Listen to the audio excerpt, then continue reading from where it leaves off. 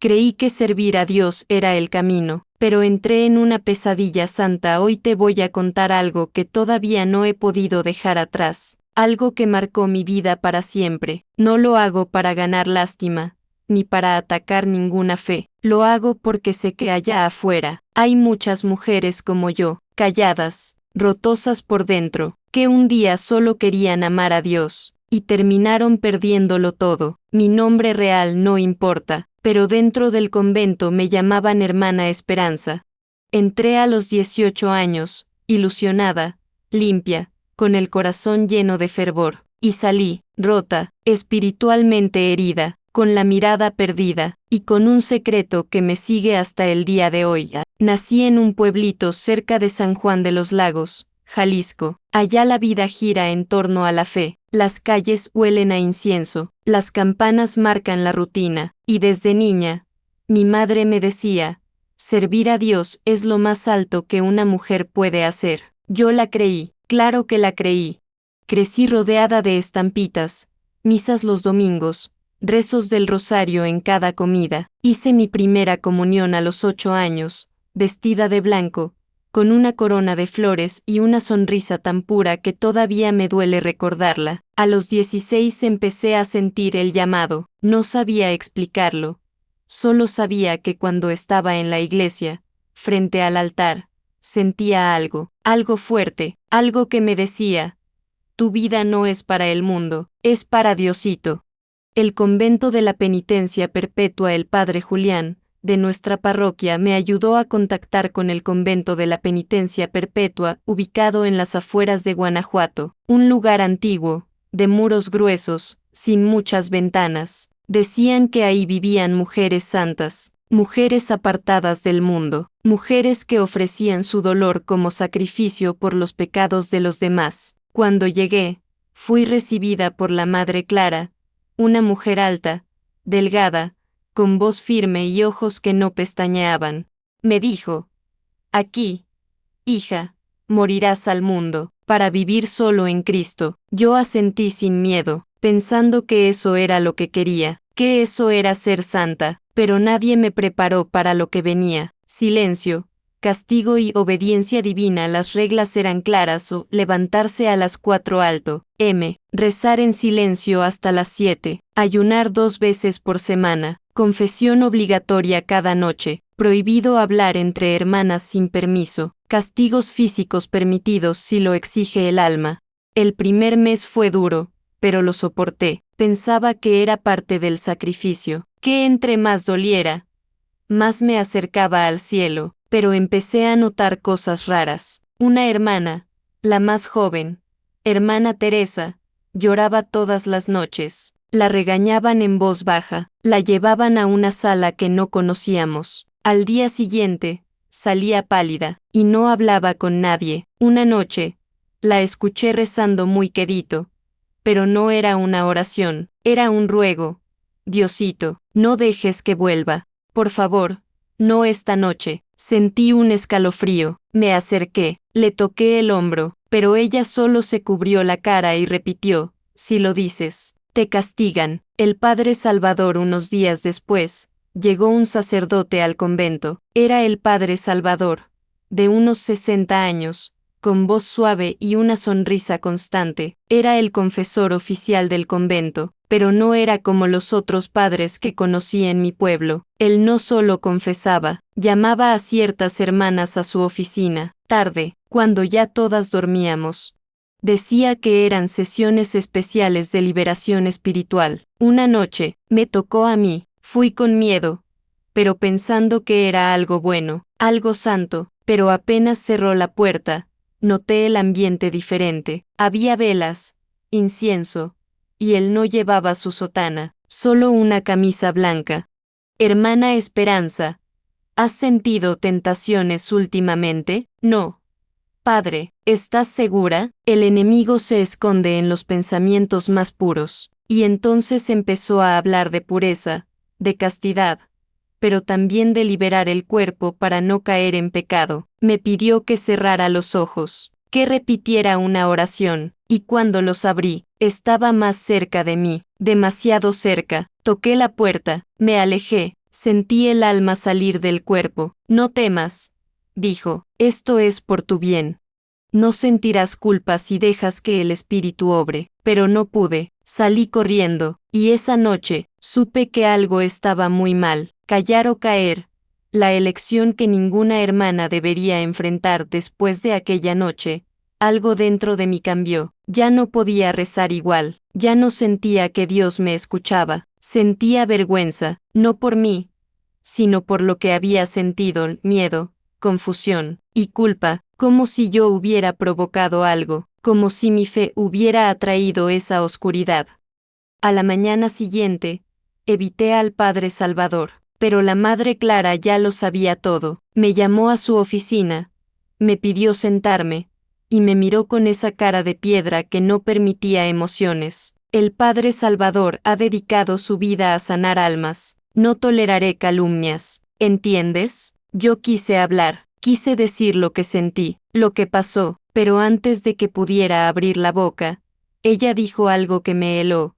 Si estás sintiendo confusión, es porque el demonio está tocando tu mente. No dejes que te consuma. Acepta la purificación. Y así comenzó mi castigo. El cuarto de penitencia me enviaron al cuarto de penitencia, un lugar sin ventanas, con una sola vela, una Biblia antigua y un piso de piedra. Ahí debía rezar de rodillas por horas, sin moverme, sin hablar, solo salía para las misas. Me observaban todo el tiempo, no me permitían escribir, ni hablar con nadie, solo orar, ayunar, y pedir perdón por mis pensamientos impuros. Pasaron los días, luego las semanas. Perdí noción del tiempo. El hambre dolía, pero más dolía la soledad. El silencio me devoraba por dentro, pero en medio de esa oscuridad, encontré algo, detrás de una piedra suelta en la pared. Alguien antes que yo había escondido un pedacito de papel, viejo, arrugado. Decía, si estás leyendo esto, no estás sola, ellos mienten, Dios te ve, y algún día vas a salir de aquí. Lloré, por horas, porque por primera vez, alguien dentro de esos muros había dicho la verdad. Voces perdidas cuando por fin me dejaron volver con las demás. Noté que algo había cambiado, varias hermanas ya no estaban, entre ellas, Teresa. Pregunté, nadie respondió, nadie la nombró, era como si nunca hubiera existido, pero esa noche, mientras limpiaba la sacristía, encontré un cuaderno escondido bajo un reclinatorio. Era un diario, con la letra de Teresa. Leí con el corazón latiendo a mil. Página tras página describía noches como la mía. Mencionaba al Padre Salvador. Mencionaba el miedo, los castigos, las amenazas, y lo peor, mencionaba a otra hermana, Lucía, una novicia que, según el diario, desapareció después de intentar escapar del convento. Teresa escribió. Lucía quiso contar todo. La Madre Clara la mandó al obispo. Nunca regresó. Dicen que se fue a misión. Pero yo sexta cuando la subieron a un coche negro, y su rosario quedó tirado en el jardín. Sentí un escalofrío recorrerme la espalda. No podía respirar, porque entendí que lo que pasaba ahí no era un caso aislado. Era un sistema. La decisión esa noche no dormí. Recé como nunca, no para encontrar fuerza, sino para encontrar la salida. Sabía que si hablaba, sería castigada de nuevo. Sabía que si trataba de escapar, podrían hacerme desaparecer, como a Lucía, como a Teresa, pero algo dentro de mí, una llama que aún no habían logrado apagar, me dijo, no fuiste llamada para esto, Dios no castiga, Dios libera, y entonces supe que tenía que huir, escapar de Dios, o escapar de los que se dicen su voz. Esperé el momento justo, no podía cometer errores. Sabía que la única oportunidad que tenía era durante la madrugada, justo después del rezo de completas. A esa hora, todas se retiraban a sus celdas, solo quedaba una hermana en vigilia, y si la suerte me acompañaba, no sería alguien que sospechara de mí. Esa noche, fingí fiebre, me dejé ver débil, confundida. La Madre Clara ordenó que descansara y no fuera al rezo, eso me dio ventaja. Recogí solo lo esencial, el rosario que había sido de mi abuela, el diario de Teresa que escondí entre mis ropas, y un crucifijo pequeño de madera que tenía desde niña. Cuando el silencio reinó, caminé descalza por los pasillos, sintiendo el frío en la planta de los pies y el miedo en cada paso. Llegué al patio. La reja trasera estaba cerrada con candado, pero años atrás había visto a una hermana esconder una copia de la llave en una grieta del muro. Rezando porque aún estuviera ahí, metí la mano, y la sentí, una llave oxidada, pero salvadora. El mundo afuera no era como lo imaginaba. Caminé por horas entre los campos, sin rumbo. Las estrellas parecían mirarme con compasión. Cuando el sol comenzó a salir, encontré una pequeña capilla abandonada. Me refugié ahí, abrazada a mi mochila, temblando. No sabía a dónde ir. Mi familia pensaba que estaba consagrada. Decir la verdad podía matarlos de vergüenza. Mis amigas ya no me reconocían. Y en mi pueblo, hablar mal de un convento era hablar mal de Dios. Toqué muchas puertas. Nadie quería problemas con la iglesia. Una señora me dijo: no sé qué hiciste, hija, pero mejor que te vayas. Aquí, todos respetamos a los padres. Finalmente, una mujer me recibió, doña Margarita, una viuda de carácter fuerte y corazón gigante. Me encontró dormida en la entrada de su tiendita. Me dio pan, café y una cobija. No preguntó nada, hasta que vio el rosario en mi cuello. ¿Fuiste monja? Asentí con lágrimas. Ella no dijo nada por unos segundos. Luego me sirvió más café y dijo: no eres la primera que llega así. La fe no debería doler tanto. El inicio de otra batalla. Gracias a doña Margarita, pude descansar, recuperar algo de fuerza y comenzar de nuevo. Trabajé en su tienda, limpiando, organizando productos, atendiendo clientes. Pero cada noche, el pasado me perseguía. No podía dormir. Soñaba con Teresa, con Lucía, con el Padre Salvador, con la Madre Clara, diciendo que Dios me estaba mirando. Empecé a escribir, primero por necesidad, después por supervivencia. Escribí todo lo que recordaba, cada nombre, cada castigo, cada noche en la celda, cada palabra del diario de Teresa. Lo hacía en un cuaderno viejo que doña Margarita me regaló. Un día, sin pensarlo demasiado, publiqué un fragmento en un blog anónimo. Titulé la entrada: lo que callan las monjas. No tenía fotos, ni seguidores, pero en una semana, tenía cientos de vistas. No estaba sola, éramos muchas. Las visitas al blog comenzaron a crecer. Cada día más personas lo leían. Algunos comentaban, otros simplemente compartían. Pero lo que más me sorprendió fueron los mensajes privados. Primero fue uno: yo también fui monja, y también tuve que huir. Lo que contaste es idéntico a lo que viví. Luego otro: creí que estaba loca, que lo que viví era una excepción, pero ahora sé que no era la única. Y otro más: en mi convento también desaparecieron hermanas. Nos decían que era la voluntad de Dios, pero ahora ya no sé. De pronto, ya no era solo mi historia, era la historia de decenas de mujeres, todas exmonjas, todas marcadas, todas con heridas invisibles que nadie quería ver. Nos organizamos, creamos un grupo privado, nos escribíamos por las noches, llorábamos juntas, rezábamos, pero esta vez, no a un Dios que castiga, sino a un Dios que escucha. Un Diosito que no habita en los muros fríos de un convento, sino en el abrazo sincero de quien te cree. Una verdad que no querían oír. Una periodista joven, de la Ciudad de México, leyó el blog y me buscó. Se llamaba Ana Paulina y había trabajado en temas de violencia de género dentro de instituciones religiosas. Necesitamos contar esta historia, no como chisme, no como morbo, como lo que es, una verdad que ha sido silenciada por décadas. Al principio me dio miedo. ¿Y si me encontraban? ¿Y si la iglesia me acusaba? ¿Y si todo lo que habíamos logrado se desmoronaba? Pero Ana Paulina fue paciente, no forzó nada, me escuchó, me trató como nadie lo había hecho. Finalmente, Accedí, le di mi testimonio, le entregué copias del diario de Teresa, fotos de las cartas que encontré en el convento, le pasé los contactos de otras exhermanas. Semanas después, el reportaje salió.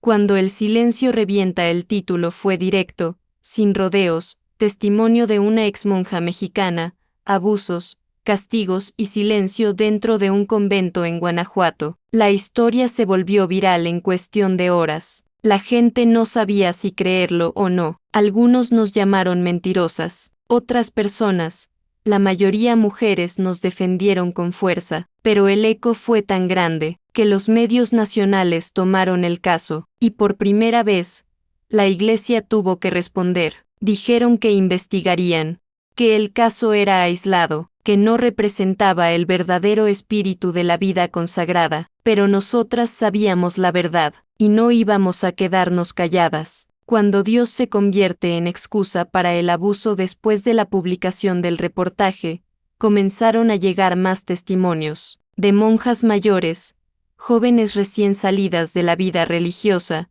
incluso mujeres que aún vivían dentro de conventos y escribían en secreto. Había algo en común en todas, el miedo.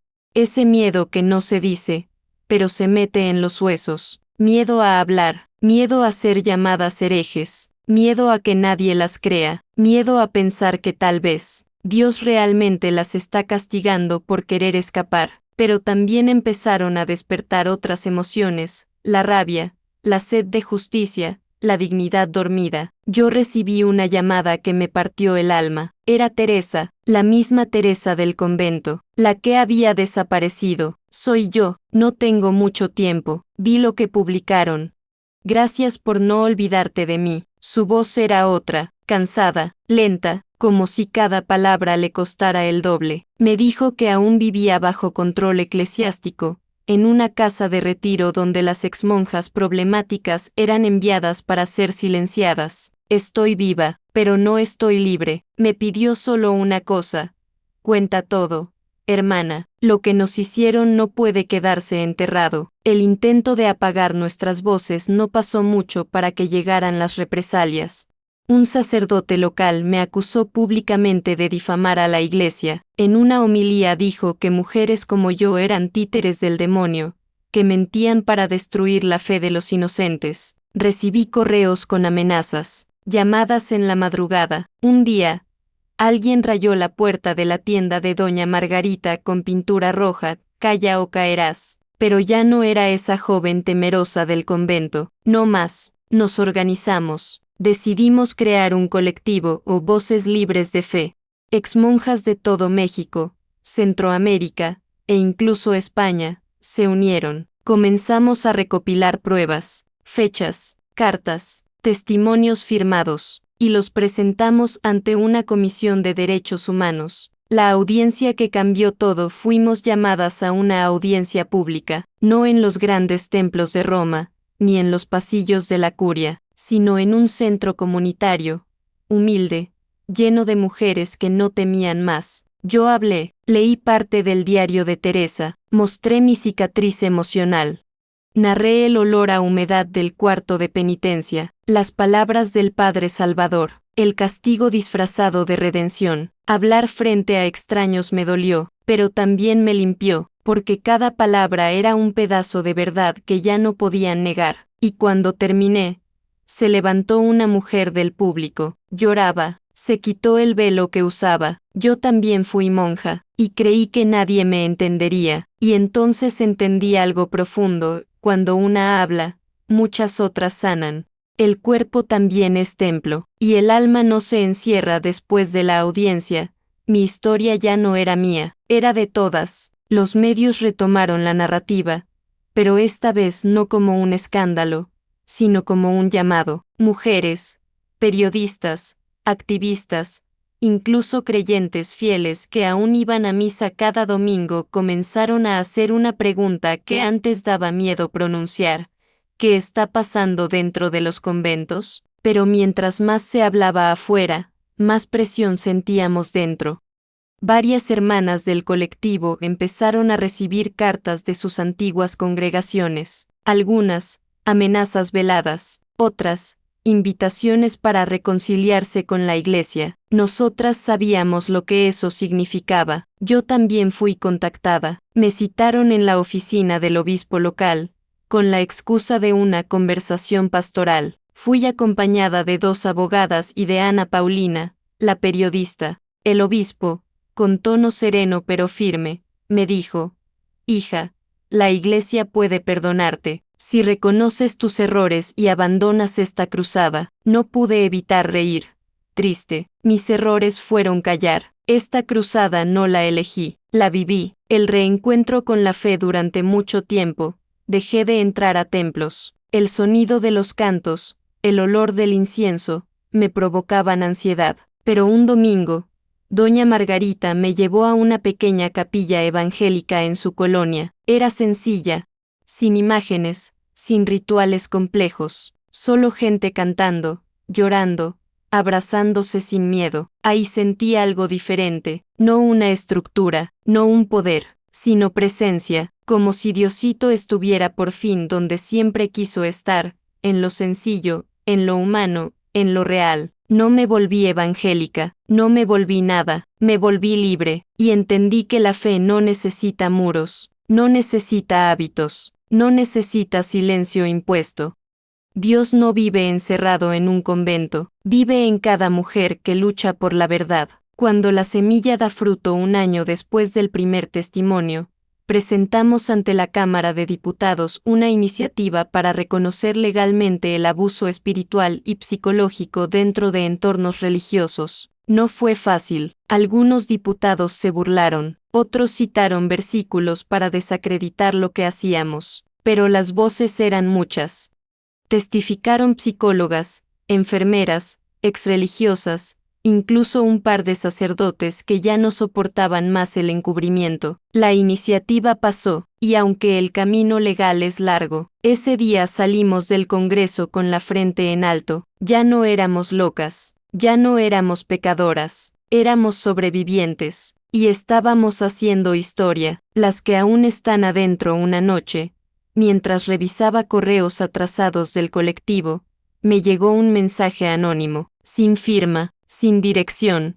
Solo decía: «Estoy viva, estoy adentro, leí tu historia, ayúdame». Ese mensaje me dejó paralizada. Sabía que aún había mujeres viviendo lo que yo viví, pero leerlo tan directo, tan crudo, me volvió a romper. Respondí, con cuidado, le pedí que me escribiera desde lugares seguros, con correos que no fueran rastreables. Así lo hizo. Durante semanas, recibí relatos fragmentados de una joven novicia en Chiapas. Contó de ayunos extremos, de sesiones de purificación donde las hacían flagelarse entre ellas, del padre guía que las tocaba durante la confesión, diciéndoles que era el Espíritu Santo limpiando sus pecados. Ella quería huir, pero no sabía cómo. Su familia la había entregado por completo, no tenía dinero, no conocía a nadie fuera del convento. Con ayuda del colectivo, armamos una red. Una exmonja de Oaxaca la contactó,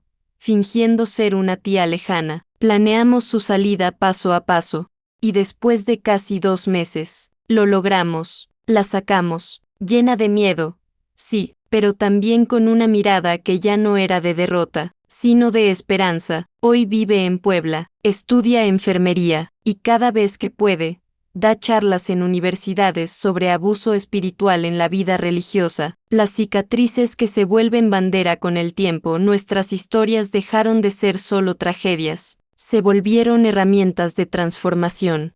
Nos invitaron a dar talleres a jóvenes que estaban considerando entrar a la vida religiosa, no para alejarlos de su fe, sino para ayudarles a diferenciar entre vocación y manipulación. Hablamos de límites, de derechos, de dignidad. Les decimos: una vocación no debe doler como castigo, una llamada de Dios nunca viene con amenazas ni con silencios forzados. Muchas chicas nos agradecieron, algunas decidieron no entrar al convento, otras lo hicieron, pero con los ojos más abiertos. Y lo más importante, sabiendo que no están solas. Cuando el alma empieza a sanar un día, alguien me preguntó: volverías a creer en Dios si supieras todo lo que ibas a vivir. Me quedé en silencio, y después dije, Dios nunca me falló. Quien me falló fue la gente que decía hablar en su nombre, porque hoy sé que mi fe no era el problema, era el motor, lo que me sostuvo en las noches más oscuras, lo que me empujó a escapar, lo que me dio voz. Sí, fui monja. Sí, lo que vi ahí me persigue, pero también me impulsa, porque mientras quede una sola hermana sufriendo en silencio, yo voy a seguir hablando. La última confesión: a veces me despierto en la madrugada, sudando, con la sensación de que sigo allá adentro, que la celda sigue fría, que la vela sigue prendida, que la Madre Clara va a entrar en cualquier momento a decirme que me calle. Esos recuerdos no desaparecen, pero ya no me controlan. He aprendido que sanar no significa olvidar. Sanar es mirar la herida de frente, sin que te duela igual. Es reconocer que sí, dolió, pero que no fue en vano. Durante años, me pregunté por qué Diosito había permitido todo eso. ¿Por qué no me protegió? ¿Por qué no me mandó una señal clara? Una palabra directa, algo, pero ahora sé que la señal fui yo misma, mi grito, mi rebeldía, mi escape. Esa fue la forma en que Dios me respondió. No hay cadena que el alma no pueda romper hoy. Camino por las calles con la frente en alto. Algunas personas me reconocen, otras me juzgan. No falta quien diga que exagero, que mancho la imagen de la iglesia, pero ya no me afecta, porque la verdad no se mancha. Se limpia, se saca al sol para que no apeste en la oscuridad. En los encuentros del colectivo, cuando miro a los ojos de otras exmonjas, sé que no estoy sola. Nos abrazamos, nos reímos de lo que antes nos hacía llorar. Aprendemos juntas a nombrar lo que vivimos. No fue vocación, fue manipulación. No fue penitencia, fue abuso. No fue Dios, fueron hombres disfrazados de Dios. Y cuando terminamos cada reunión, repetimos algo que se ha vuelto nuestro mantra: sí, fuimos monjas, y sobrevivimos. Un mensaje para ti si estás viendo este video, y algo dentro de ti se removió. Si sentiste escalofríos, si te resonó alguna palabra, si también fuiste silenciada por una estructura de poder que usaba la fe como arma, este mensaje es para ti. No estás loca, no estás sola, no es tu culpa. Lo que viviste no fue castigo divino, fue abuso humano, y hoy tienes el derecho de hablar, de sanar, de rehacer tu fe desde cero, a tu modo, con tus tiempos, con tu voz. No dejes que el miedo tenga la última palabra, no dejes que el silencio te mate por dentro. Habla, escribe, llora, abraza, sana, y si no sabes cómo empezar, empieza aquí, con este testimonio. Que nadie más tenga que callar lo que vivió. Esta historia no es solo mía. Es el eco de muchas voces que el mundo intentó callar con sotanas, con dogmas, con miedo disfrazado de obediencia. Por cada hermana Esperanza que logró escapar, hay otras: Teresa, Lucía, Inés, que no lo lograron. Algunas siguen encerradas, otras fueron silenciadas para siempre, y otras aún están convencidas de que merecían ese dolor, pero no lo merecían. Ninguna de nosotras lo merecía, y por eso hoy decido no callar, porque hablar se ha vuelto mi oración más sincera. Porque cada palabra dicha con verdad es una oración que Diosito escucha desde más cerca que cualquier misa cantada en latín. Lo que aprendí después del infierno: aprendí que el silencio nunca fue virtud cuando sirve para esconder injusticia. Aprendí que obedecer ciegamente no es fe, es control. Aprendí que el verdadero amor de Dios no exige castigo, no pide rodillas sangrando, no necesita muros altos para sentirse presente. Y lo más importante, aprendí que mi historia importa. Y la tuya también. No importa si aún estás adentro, si recién saliste, o si solo estás sintiendo que algo no cuadra en la vida que llevas. No estás sola. Hay una red de mujeres que ya no teme, que ya no se calla, que ya no se arrodilla ante los que usaron el nombre de Dios para destruirnos. Hoy te invito, si esta historia tocó tu corazón, si sentiste que esto tenía que ser contado, si conoces a alguien que necesita escucharlo, compártelo, difúndelo, sé parte de esta cadena de liberación.